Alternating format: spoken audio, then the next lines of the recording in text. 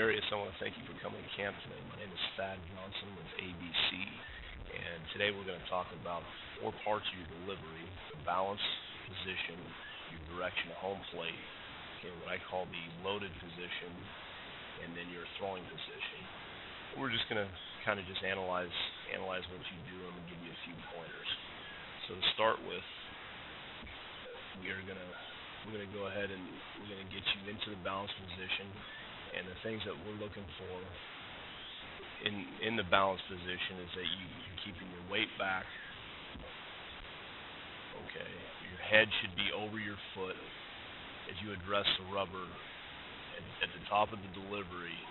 Really what you should look like is that all your weight, okay, is set up on your backside, and you begin to break your hands before you go forward. Your hips should lead the way, and when guys get to the balance position, I talk about working from the ground up, okay, or feeling like you're going to work from the ground up, which essentially means is you begin to fall towards home plate.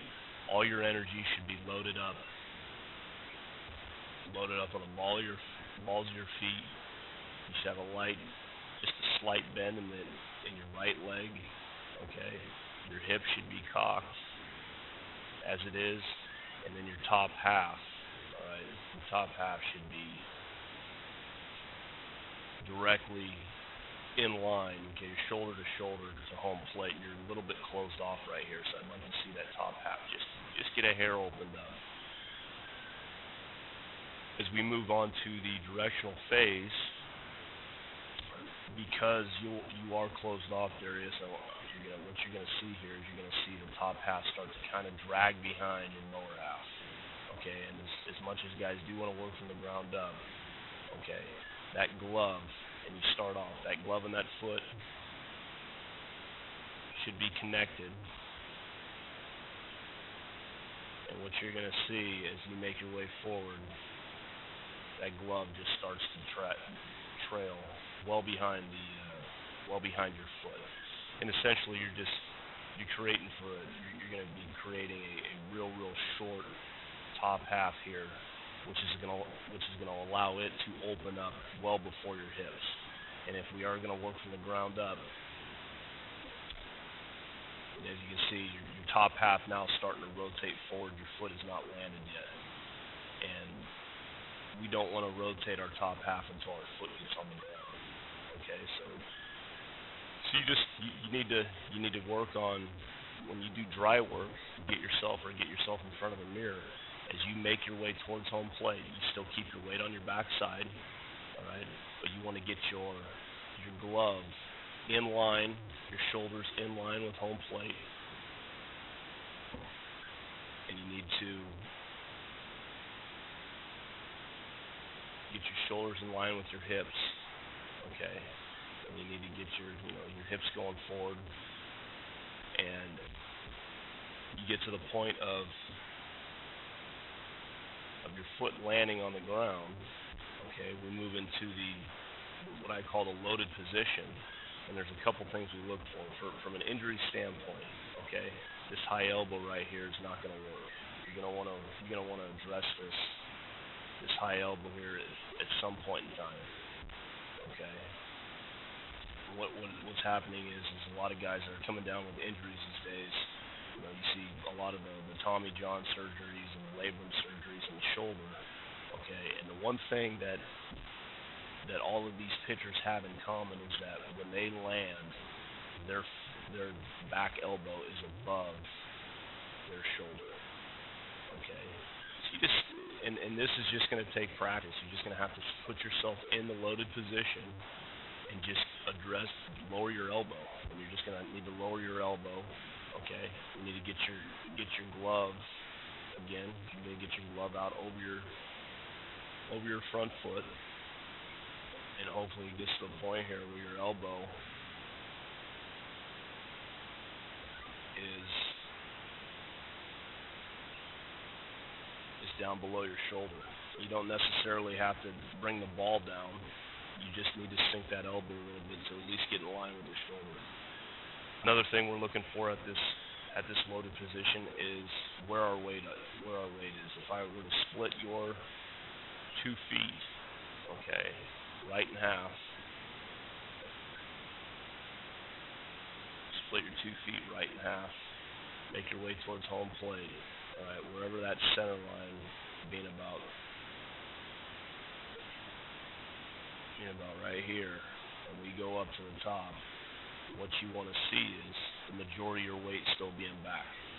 Okay, and it should be back in that front foot.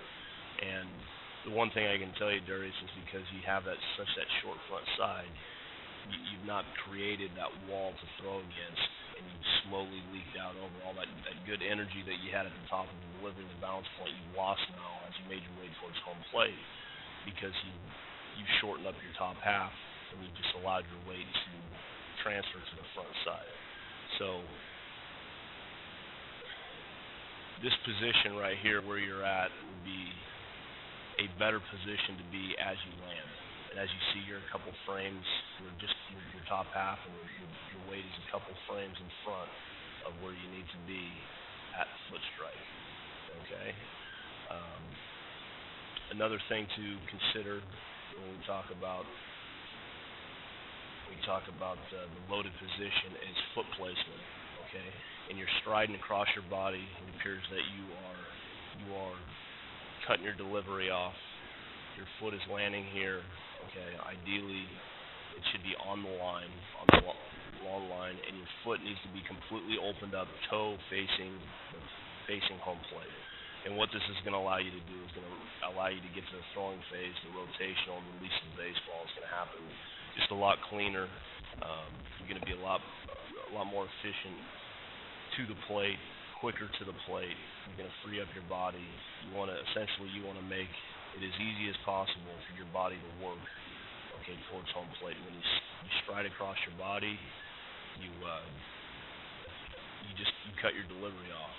Okay, and you already have a short front side, so your top half wants to open up early as it is, and really your hips should open up before your top half. Okay, it starts in the ground up, so when you land, your hips are going to begin to open up. Your top half is closed. I like to say it's got a closed door, and as you can see, you're opened up, and your hips are now starting to open up, so you're a little bit backwards. Okay, closed front side, closed top half as long as possible. It'll open up. You're not going to have to tell yourself to open up. And then again, at the loaded position here, you go ahead and look at the placement of your foot. Okay, and your glove needs to be out there with that foot. And then you go ahead and bring your chest to the glove or bring the glove to the chest. Greatest drill to work on here. The greatest drill to work on here in this phase of the delivery is I just call it a loaded sway drill. So you get yourself into the loaded position. You can do this on a flat ground with a partner, and you rock forward to feel the weight on your front side, and then you rock back, separate your hands, and throw, and then go forward and throw. And you'll start feeling that weight transfer of weight being forward and weight being back. Okay. Meanwhile, you just keep both your feet on the ground, and you rotate your hips through. Your top half's going to follow. You can also work on getting your glove out there in front of your body a little bit more. And again, it's just going to be a loaded sway. So your body, this back and forth motion I'm showing you, that's essentially what you're going to want to recreate on the flat ground surface. Obviously, keeping both your feet on the ground into this loaded position. So as we move on to the throwing position. Okay, we're looking for a couple different things here. One, and all this stuff with your foot placement and you cleaning up your top half, getting your glove out there, some of this stuff will correct itself. But one thing we're looking for at release, have you completely gotten your hips through the pitch? Have you gotten them forward? And one thing that is not allowing you to get your hips all the way through the ball is the fact that you have cut yourself off here. As you can see, your foot is still pointed slightly to the right, and you're probably stepping. I would have to say you're probably stepping towards a right-handed batter's box. And over the course of 60 feet, okay, or in this case in front of rubber, maybe about 50 55 feet, you know, that distance really magnifies as you walk that straight line towards home plate. Ideally you would like to be in a position when you throw that your front foot is again directly in line. It's going to allow your hips to get forward. It's going to allow your chest to get over your knee. Okay, your chest needs to get forward, over your knee. Your head needs to get forward, over your knee. And all of this does, it allows you to get out in front on top of the baseball and accelerate. It brings your release point. It'll bring your release point 2 to 3 inches closer to home plate. Okay, we start talking about perceived velocity. The hitter, okay, it's the velocity that the hitter sees. And if you release the ball sooner, they pick it up sooner. If you release the ball later, they don't pick it up as much. They can't get a good idea of when you release the ball, which just only helps you. All right. Now your follow through. We'll talk about that follow through in the throwing phase. What we want to see, and we'll move on to the next pitch here. But what we want to see in the follow through is staying through the pitch. Does your head remain to go? Does your head remain going forward? Does your arm get all the way? Does your arm swing all the way to your hip? Okay, where you can almost it comes around where you can almost slap the back of your pocket. You put those batting gloves in your left pocket. Can you slap them with your hand as you come all the way through?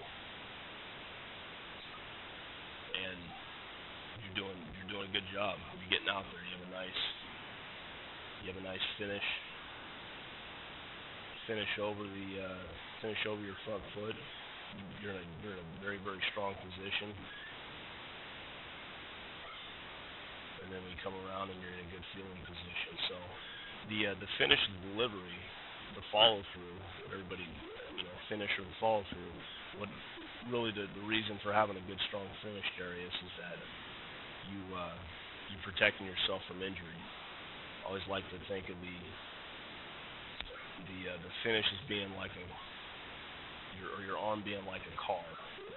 You're moving at a high rate of speed, and it's like hitting the brakes. Once you release the baseball, your arm starts to deaccelerate, and it is essentially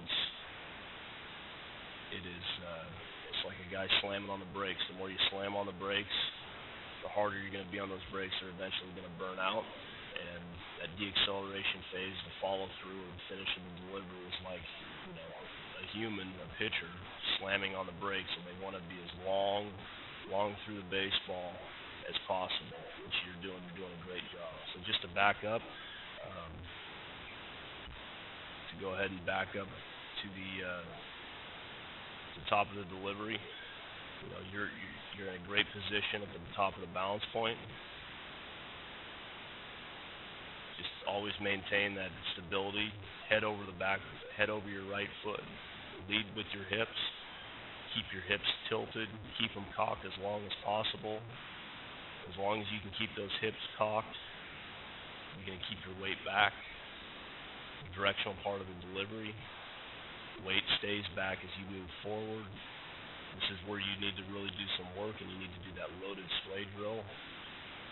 Get your foot on that in front of your toe. You want to line your feet up towards home plate so you don't stride across your body, and then you do the loaded sway drill. You just put your hands together, rock forward, and then rock back, separate, and throw. You're gonna get a lot better idea of how you can really generate some power with your lower half. You're also gonna feel your weight back, and then at your throwing phase,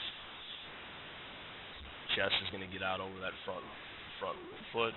Head's going to get out of the front foot. Your release point's going to get close to home plate. Okay, and then you go ahead and finish off, and you do an excellent job in your finish, getting out over there and really extending through the ball. So I want to thank you for coming to camp.